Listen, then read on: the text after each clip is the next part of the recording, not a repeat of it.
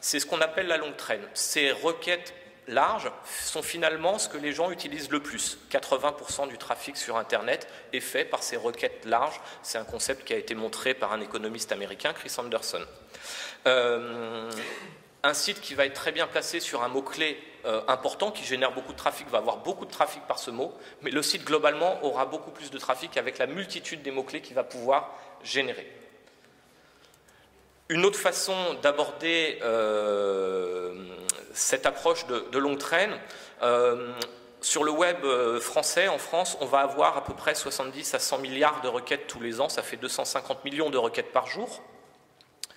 Les mots-clés principaux, ceux qu'on connaît, qu'on va utiliser, Hôtel Paris, Agence immobilière Paris, vente de chaussures, ne représentent qu'une toute petite partie du trafic sur Internet. Et même les mots dans la petite barre qui est en rouge, qui ont plus de 500 visiteurs par mois, ne représentent que 5% de ces 20% du trafic.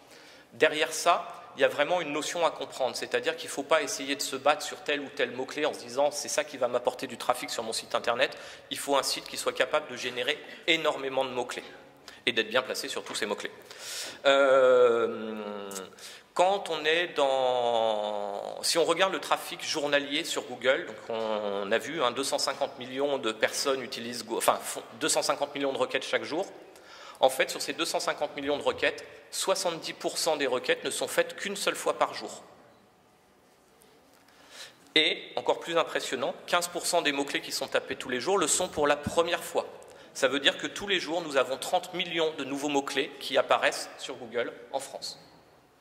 Donc votre site doit être capable de générer énormément de mots-clés, c'est pour ça qu'il doit être riche, que son contenu doit être diversifié et permettre d'être confronté aux nouvelles requêtes qui vont être créées. Pardon ?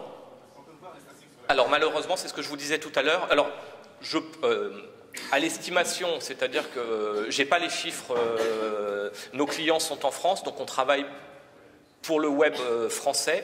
J'ai cherché des chiffres sur le taux d'utilisation de Google. J'avais 88% d'utilisation de Google par les Tunisiens en 2008. Je pense que maintenant c'est beaucoup plus, 95%, voilà. Donc, malheureusement, je n'avais pas d'informations plus précises. Google change constamment, améliore son algorithme. Ils ont tout à fait conscience que si on n'utilise plus l'algorithme, toute la poule aux œufs d'or va s'écrouler. Il y a à peu près 400 changements par an et ils dépensent 1,2 milliard de dollars tous les trimestres pour améliorer le moteur de recherche. Je vous ai mis un petit panda et un petit pingouin. Ce sont les derniers filtres qui ont fait des révolutions pour les référenceurs. On va remonter un peu plus dans le temps. En 1994, il y avait 600 sites internet. C'était il y a 21 ans. Le premier moteur de recherche à cette époque, c'était Lycos. Enfin, c'était pas le premier, mais c'est le premier crawler. C'était un moteur de recherche français. Les plus vieux d'entre nous se souviendront peut-être de Lycos va chercher. À cette époque, on utilisait les moteurs pour pouvoir... on faisait des compositions de mots-clés, on allait chercher plusieurs pages, ça devenait de plus en plus compliqué. En rouge, sur le graphique, c'est l'enregistrement manuel. Yahoo, à cette époque, était un annuaire. Donc, on enregistrait manuellement son site dans les moteurs de recherche. En bleu, c'est l'importance du contenu. Donc, on mettait beaucoup de contenu sur son site et puis on répétait plein de fois les mots-clés. En 98, Google est venu révolutionner un peu tout ça. Ils se sont dit, on veut être un moteur de recherche qui reflète ce que les gens recherchent réellement et qu'est-ce qui les intéresse. Parce qu'à l'époque d'AltaVista, qui était le premier gros moteur mondialement connu, les gens faisaient des compositions de mots-clés, réessayaient d'autres formules. Je cherche un hôtel à Tunis, je faisais hôtel Tunis, Tunis hôtel, 4 étoiles Tunis, pour essayer d'avoir des réponses et on allait voir plusieurs pages. Et plus on avait de sites internet, plus ça devenait compliqué d'avoir des réponses intéressantes. Google s'est donc dit, on va essayer de refléter l'intérêt des internautes. Et ils se sont dit... quand quelqu'un aime quelque chose sur Internet, quelqu'un qui a un site, qu'est-ce qu'il va faire? Il va faire un lien vers un autre contenu. Et ils se sont dit, on va comptabiliser les liens entre les sites pour se donner une idée de la popularité. Ils ont développé le concept de PageRank. Larry Page est un des fondateurs de Google. C'est un concept qui a énormément évolué, voire même qui n'existe plus, qui n'apparaît plus. Donc en vert, on va voir sur mon graphique l'évolution, l'importance du PageRank, donc de la quantité de liens que l'on reçoit, c'est une note qui va de 0 à 10. Et en violet, ils ont utilisé aussi l'encre des liens, le mot-clé sur lequel on faisait un lien vers un autre site. Donc si on regarde en 2001, à la fin de mon tableau,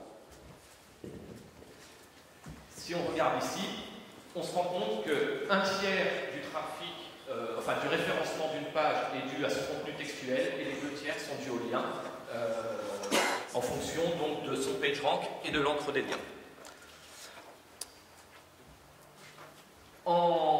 Voilà, donc ça a continué à évoluer. Il y a eu des problèmes de spam qui sont apparus, c'est-à-dire que quand Google a donné l'information du PageRank, les gens ont commencé à faire des échanges de liens, à trouver des spots pour mettre des backlinks, des techniques pour avoir des liens, pour augmenter leur PageRank et leur visibilité. Donc est venue se rajouter une notion d'autorité du nom de domaine. C'est-à-dire plus un nom de domaine est ancien, plus il est important, plus il est reconnu, plus le poids qu'il va donner en référencement est important, et ça a évité que des sites qui apparaissent de nulle part comme ça avec un lien soient trop importants. Ils ont aussi ensuite rajouté la notion de contexte du lien. C'est-à-dire qu'aujourd'hui, quelqu'un qui a un hôtel, d'avoir un lien qui vient du site du garage du coin, ça n'a aucun intérêt, beaucoup moins d'intérêt que si c'est une agence de voyage, puisque là on va avoir une similitude thématique. Et puis, les réseaux sociaux qui sont venus un petit peu s'ajouter, plus au début, un peu moins. Pour moi, les réseaux sociaux et le search marketing, c'est 2 choses. Quand on va sur Google, on cherche quelque chose. Quand on est sur les réseaux sociaux, on partage quelque chose. S'il vous plaît, le contexte du lien, encore plus. Je vais, on fera les questions à la fin et je pense que vous aurez la réponse un peu plus loin dans ma présentation. Alors, une approximation, parce que c'est très dur d'avoir des chiffres et puis on n'a accès qu'à peu de données. Donc, la partie vraiment essentielle du référencement, c'est le netlinking, c'est la plus complexe à avoir. Donc, un petit peu de PageRank, un peu d'encre du lien, beaucoup de contexte aujourd'hui, c'est de plus important et ça deviendra de plus en plus important. L'autorité du nom de domaine, un moyen de vérifier l'ancienneté. Il peut y avoir aussi des actions manuelles qui vont aller contrôler des sites, des actions sur les réseaux sociaux et puis bien sûr l'optimisation interne du site. Google utilise à peu près 200 critères, Bing déclare en utiliser 1 millier. Pour faire une synthèse, ce qui va faire le référencement de votre site, à 10% ça va être l'optimisation technique, à 30 à 40% le contenu en quantité et en qualité, à 50 à 60% le netlinking, le réseau de liens, la popularité de votre site. En simplifiant à l'extrême, et il ne faut pas prendre ça pour acquis, c'est comme si un lien c'était comme un vote. Simplement, tous les votes ne se valent pas. C'est vraiment une simplification. Alors, qu'est-ce que nous dit Google sur l'avenir? Donc, le personnage que vous voyez là, c'est Matt Cutts, c'est le responsable communication chez Google par rapport à tout ce qui est entré au moteur de recherche. Il a rappelé que l'algorithme n'utilisait pas les likes Facebook et les j'aime Facebook et les followers sur Twitter. Par contre, il faut lire entre les lignes. C'est pas parce qu'il n'utilise pas les compteurs que l'on voit sur les sites. Voilà, j'ai 3000 followers. Du contenu qui est relayé, ça peut être utile. Google a rappelé en 2014, après Penguin, on s'est dit il ne faut plus faire de liens, les liens c'est mort. Google a rappelé, alors ce n'était pas dans le sens de dire aux référenceurs continuez, mais que les backlinks sont essentiels. Google commercialise la petite boîte jaune que vous voyez là, alors l'abonnement est à peu près à 28 000 €, donc c'est un peu cher, mais c'est un Google pour mettre à l'intérieur des entreprises. Donc c'est un Google qui fonctionne sans lien. Ils savent très bien combien leur moteur de recherche fonctionne sans la composante des liens, et donc ils ont rappelé que les résultats sont bien meilleurs en utilisant les liens comme notation qu'en n'utilisant pas les liens. Et donc on aura toujours cette notion de lien avant longtemps dans l'algorithme de Google. Et puis aussi, Google a donné comme information que les évolutions de Google allaient aider les petites entreprises à être mieux référencées. Quand vous faites une requête, alors malheureusement, je n'ai pas des exemples très tunisiens à vous donner, je suis désolé, puisque je connais plus le web français, mais si vous faites une requête dans une ville sur une agence immobilière, en France, il y a des grands groupes d'immobilier, ce ne sont pas eux qui vont apparaître sur les 10 résultats, ce sont les petites agences de quartier. Google favorise les petits acteurs. Pourquoi? Parce que c'est plus de recettes publicitaires. S'il avait que 10 acteurs immobiliers qui étaient partout, qui payent, ça n'a pas d'intérêt pour lui, alors que les centaines, on ne doit pas aller loin d'une centaine de milliers d'agences immobilières en France, ils sont tous prêts à payer de l'argent, c'est beaucoup plus intéressant et c'est surtout beaucoup plus pertinent pour les utilisateurs. C'est-à-dire qu'on trouve des résultats qui nous intéressent. Ici en Tunisie, on ne travaille pas avec, parce que les résultats dans Google, il y a une partie pour les sponsoriser, mais il y a le Google Adresse, le Google Maps. Quand vous tapez en Paris, Mais ici, en Tunisie, ils n'envisagent pas de faire Ce qui se passe... Alors, on va garder, il y a tout un temps qui est réservé pour les questions, sinon je n'arriverai pas à finir la présentation. Je suis content de voir que ça vous intéresse. Mais vous pourrez me poser toutes les questions que vous voulez après. Alors, qu'est-ce qui se passe quand Google se fâche? Parce qu'effectivement, on a vu que les gens pouvaient abuser. Voilà un exemple de pénalité de type pingouin. Là, on était le 23 mai 2013, hein, je me souviens même de la date précise. Du jour au lendemain, le site a perdu 40% de visiteurs. Pourquoi? Parce qu'on avait été un peu trop fort sur le netlinking. Alors, le site n'est pas tombé à zéro.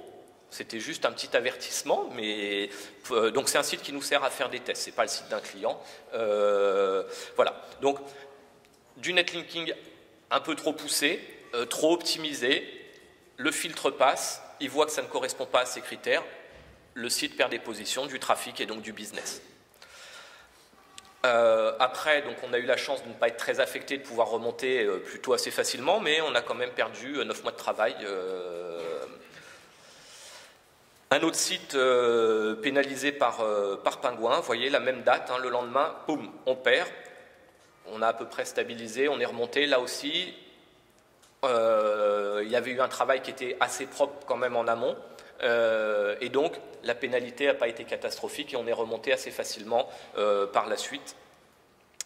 Donc, Pingouin, ça pénalise les backlinks de mauvaise qualité. Si vous allez vous inscrire dans des milliers d'annuaires en mettant à chaque fois votre mot-clé comme encre et que votre description est unique, vous êtes sûr que votre site il va tomber et que Google le déclassera très rapidement. Maintenant, parlons de Panda. Panda va pénaliser le contenu de mauvaise qualité. Le site qui sert d'exemple ici, on avait fait une fausse boutique en ligne. Donc on a lancé le site, on voit ça monte très bien le trafic et puis du jour au lendemain, boum, plus rien, 80% de visiteurs en moins. En fait, Google n'a pas aimé que les liens renvoyés, c'était des liens finalement d'affiliation, c'est-à-dire que si on cliquait sur un téléphone, on était renvoyé sur une boutique qui vend des téléphones. Il n'a pas aimé, alors il y a des techniques qui permettent de masquer ces liens-là, c'est de l'offuscation, mais là c'était pas le cas et puis ça permet de voir ce qui se passe. Donc voilà, Google est arrivé, il y a quelque chose qui ne lui plaît pas dans le contenu, pénalité, donc là la pénalité est très violente. Mais elle est moins grave parce qu'ici, on touche au site en lui-même. Donc si on va corriger notre site, on peut sortir de la pénalité. Alors que sur du Pingouin, c'est des liens qu'on a été mettre un peu partout sur le web, on ne les maîtrise pas, et là, ça peut être beaucoup plus catastrophique. Donc on a eu besoin de réutiliser le site dans un projet de référencement, on a changé le contenu, on a changé le site, et le site est reparti. Alors, un autre exemple. Donc à cette époque, cette personne n'était pas notre cliente. Aude Bécard, elle est coach parentale. Elle aide les parents quand ils ont des problèmes avec leurs enfants. Elle avait un site internet sur WordPress qui marchait très bien. Les gens la trouvaient sur internet, lui passaient commande, elle vend des consultations téléphoniques. Mais elle était inquiète parce que le taux de rebond de son site était de 72%. C'est-à-dire que sur 100 visiteurs, il y en a 72 qui arrivent et qui repartent. Et elle savait que si le taux de rebond est au-dessus de 50%, c'est qu'il y a un problème. Sur ce, il y a une agence web qui est venue la voir en lui disant « Oh, il faut complètement revoir votre concept marketing, ça ne va pas du tout, on va vous refaire votre site. » Et ils lui ont proposé un nouveau site, que voilà en image, et puis ils ont mis le site en ligne. Voilà ce qui s'est passé. Elle a perdu 80% de ses visiteurs, alors qu'elle, tout son business venait d'Internet. En fait, ils ont mal fait la bascule. Donc WordPress est un petit peu mieux que Joomla, mais ce n'est pas le fait d'être passé de WordPress à Joomla qui a fait cette pénalité. C'est-à-dire qu'ils n'ont pas respecté tout un tas de règles pour faire des 301 entre les anciennes pages et les nouvelles pages, d'éviter du contenu dupliqué, et ainsi de suite. C'est-à-dire qu'une bascule de site ne se fait pas n'importe comment. Donc on a été appelé à la rescousse et puis il nous a fallu 6 mois pour rattraper la casse et on aurait préféré commencer à travailler avec elle sur son ancien site pour pouvoir la développer plutôt que de rattraper ce qui a été cassé. Là on a agi uniquement sur le netlinking, c'est-à-dire qu'on n'avait pas la main sur le site, l'autre agence faisait du blocage, elle ne voulait pas remettre de budget, moi je lui ai dit revenez sur votre ancien site, il était meilleur. Par exemple, le nouveau site, le taux de rebond n'était pas mieux. Si l'analyse avait été faite correctement au départ, donc on a un taux de rebond de 72%, c'est beaucoup. Maintenant, si on regarde les mots-clés séparément, il y a sa marque, Aude Bécard, le taux de rebond était de 30%, c'est tout à fait convenable. Un mot-clé business pour elle, coach parental, son taux de rebond était de 21%, c'est excellent. Par contre, il y avait tout un tas de visiteurs qui venaient avec des requêtes larges d'informations, par exemple, bébé refuse le biberon, que faire quand bébé pleure, des choses comme ça. Là, le taux de rebond était de 86%.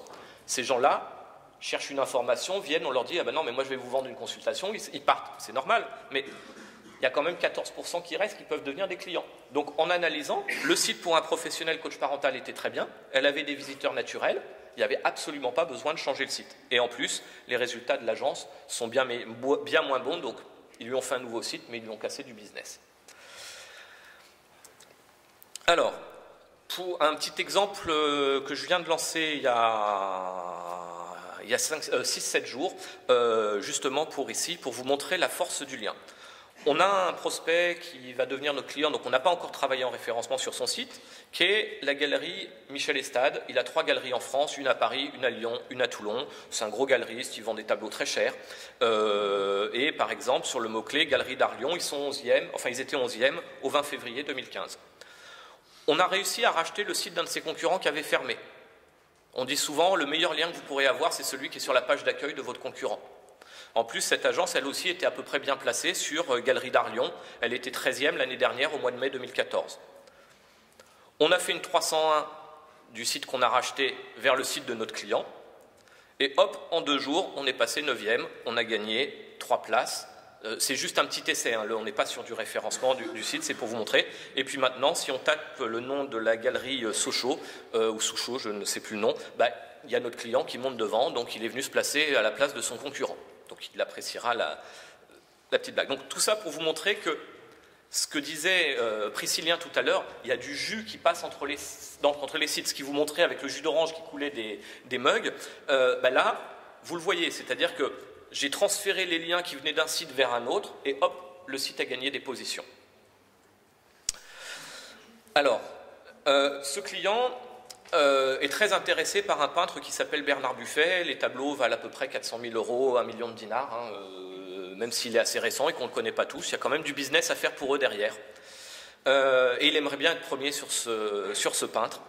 C'est un client que je prépare depuis longtemps, et pour lui montrer ce qu'on pouvait faire, j'ai mis en ligne un site qui s'appelle bernardbuffet.net. Je l'ai laissé mûrir, il n'y a qu'un seul lien, c'est que du contenu. Et puis on voit que le site est en train de monter sur des requêtes commerciales pour mon client. Alors c'est des petites requêtes, c'est pas compliqué, mais c'est pour illustrer avec des exemples.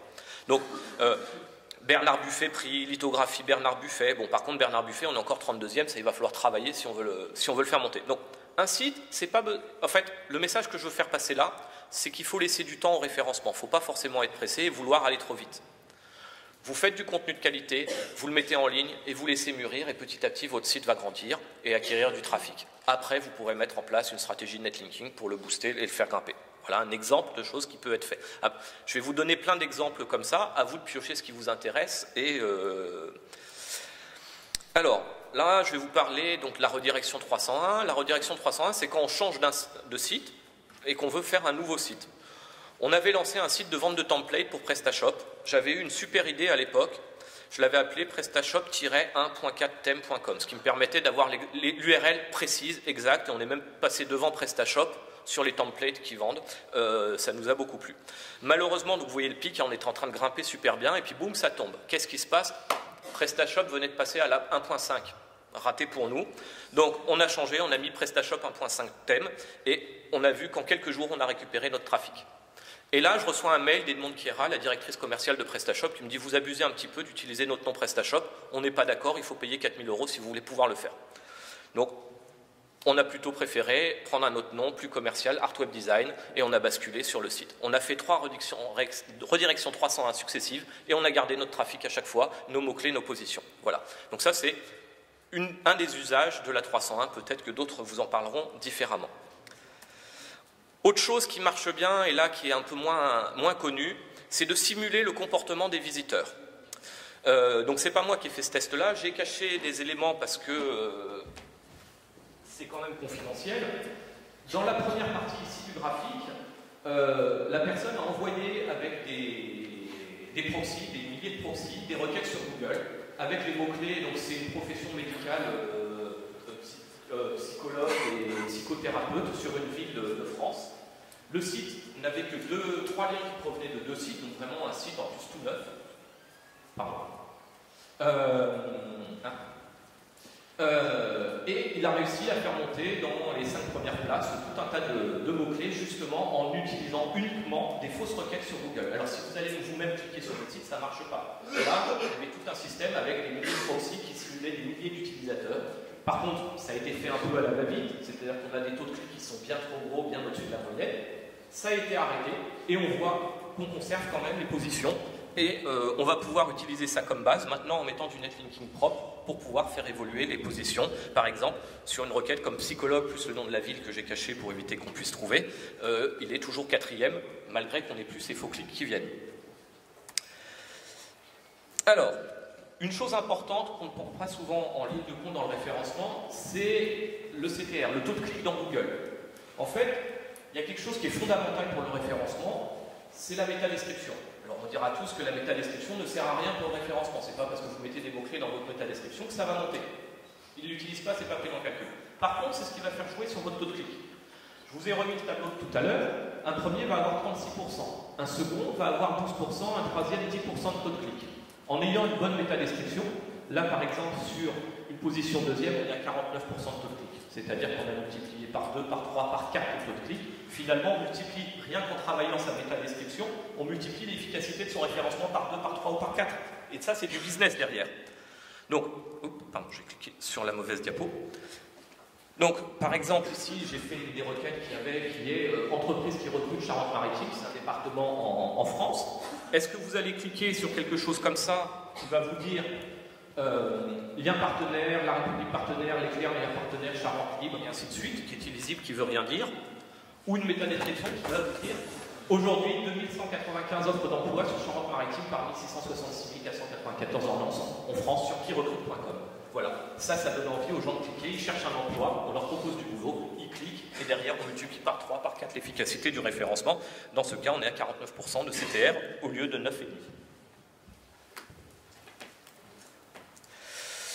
Alors, on a parlé de netlinking. Une technique qui marche bien, c'est du netlinking vraiment thématique. Nous, ce que nous faisons, quand on a un client, on va carrément aller mettre en place des réseaux de sites avec des sites informatifs dans sa thématique. Par exemple, là, j'ai un client sur les fenêtres. La fenêtre, c'est hyper concurrentiel, il y a des gros acteurs qui mettent des gros billets.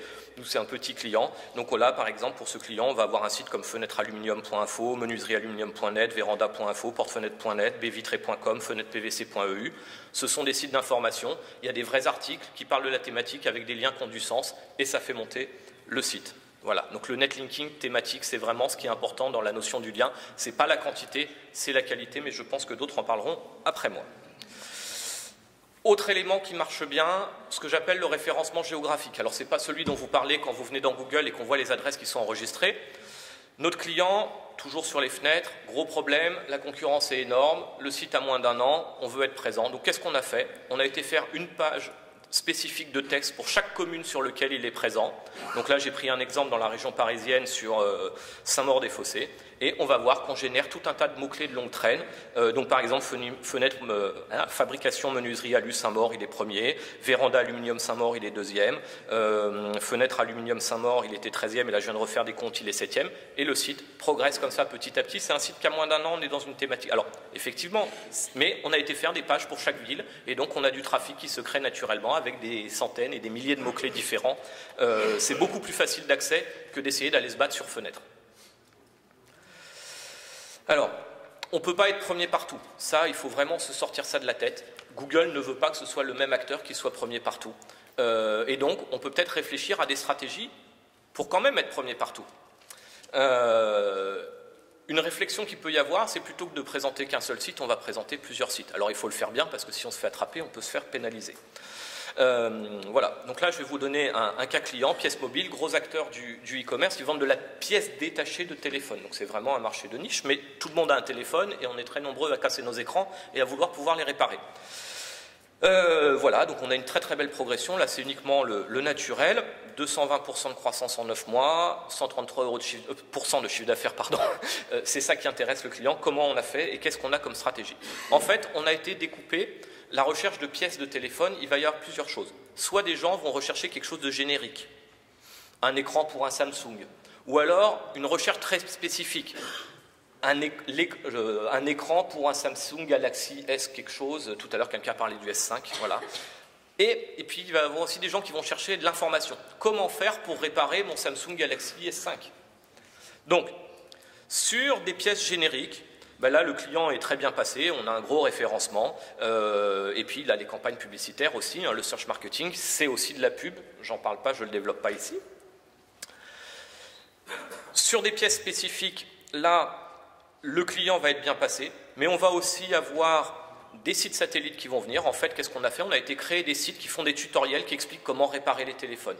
Donc, sur les sites satellites, on explique comment réparer, et sur le site, on vend. Donc, les sites ont lieu d'être, hein, c'est-à-dire qu'il y a des sites qui proposent des tutoriels, d'autres qui proposent des pièces détachées. C'est normal d'avoir plusieurs sites, on n'est pas obligé de tout regrouper sur le même site. On essaye aussi de travailler donc, sur les places de marché. Là, il y a une concurrence de prix. Et puis surtout, les avis clients, avoir une bonne note, c'est important. L'expérience utilisateur sur le site est fondamentale dans le e-commerce. Voilà. Et puis sur des recherches d'informations, alors j'arrive pas à lire ça en tout petit, mais ça doit être comment réparer quelque chose. Là, on a plusieurs sites qui ressortent d'informations avec des tutoriels, parce que bien sûr, on n'a pas fait qu'un seul site avec des tutoriels. Et finalement, on se retrouve avec, là, dans cet exemple-là, 3 places qui sont prises sur la première page. 5 places, pardon. Et finalement, on est aussi en train de construire le comportement utilisateur. Les gens, ils ne font pas qu'une seule recherche, on va faire plusieurs recherches pour essayer de trouver. Finalement, les tutoriels, quand on est dans le tutoriel, ils se disent pour réparer votre écran, il faut aller acheter votre pièce chez Pièces Mobiles. Les comparateurs de prix, ils disent Pièces Mobiles, c'est le moins cher. Et puis les avis clients, ils disent Pièces Mobiles, c'est les meilleurs. Les ventes suivent. Chaque mot-clé est très différent. Là, j'ai pris 2 mots-clés très proches. Par exemple, changer écran HTC One X ou remplacer vitre HTC One X. La personne cherche la même chose, mais on peut écrire les choses de différentes façons. Et donc, de multiplier les possibilités d'avoir du contenu écrit différemment va permettre de faire monter d'autres sites à d'autres endroits et d'être toujours présent et de multiplier les possibilités. J'ai fini mon diaporama.